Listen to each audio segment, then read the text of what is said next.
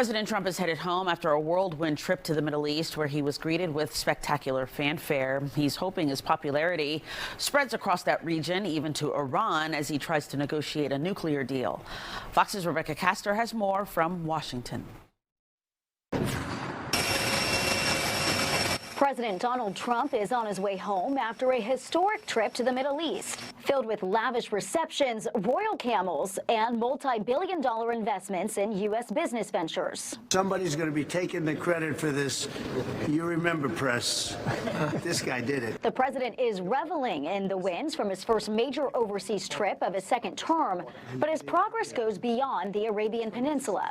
Trump also confirmed the U.S. sent Iran a proposed nuclear deal, a major step forward as the White House aims to stop Tehran from developing a nuclear weapon. They have a proposal, but more importantly, they know they have to move quickly, or something bad's going to happen. I really hope that Iran looks at the approach of President Trump in such an opening of the United States towards the Iranian people, which could be very much beneficial for the Iranians, but it's for the Iranian people to make. According to the United Nations nuclear watchdog, Iran's stockpile of 60% enriched uranium has alarmingly grown from 401 pounds to 606 pounds this year. If they stockpile enough of that 60% enriched, they can very quickly turn it into 90 and weaponize it. That's the danger we face right now. That's the urgency here. Trump says Iran has, quote, sort of agreed to the terms. If a deal is reached, the president plans to lift all sanctions on the country. In Washington, Rebecca Castor, Fox News.